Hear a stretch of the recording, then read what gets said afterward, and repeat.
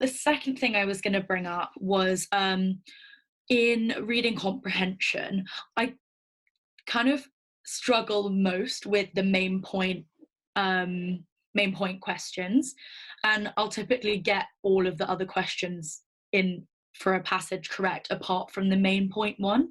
And I think where I've kind of been going wrong is that, for example, sometimes there'll be, or either I'll get down to two and I'll pick the one that's a bit more general as opposed to more specific, which I kind of don't I don't really understand why that's wrong, because is it all right if I brought up just to give you an example? Yeah, sure. From the one practice test I did, it was talking about like Toni Morrison and her jazz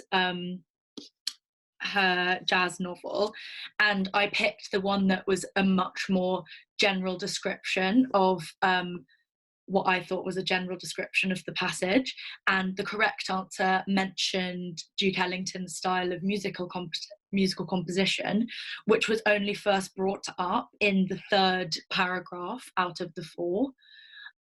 So I thought that my reasoning for not picking that one was that, you know, that was only brought up later on, and when I kind of went over explanations of it that I kind of found in various places, it was saying how, oh yeah, that you need to pick the one that more specifically addresses details, whereas to me the main point, it makes the most sense that the main point would be like a general thing that mentions everything and not specifically something that's talked about in one paragraph. Yeah, I absolutely see what you're saying on that. And so I would not agree that you want the one more focused on details. You want the one that reflects the reason the author is talking at all. Okay. So in that case, even though Duke Ellington may not have been specifically mentioned until the third paragraph, those first two paragraphs may have only served as background information to set the stage for bringing up Duke Ellington. Okay. So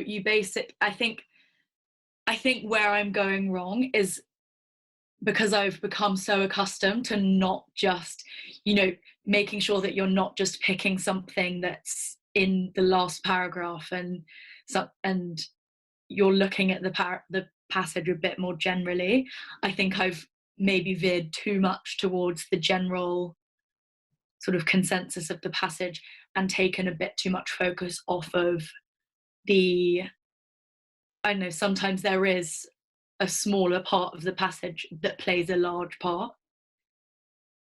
Certainly. Yeah, I would say that a lot of times they will take some time to set the stage. They'll have a preamble or a preface that gives you the necessary background information to ultimately take some time to get to their main point.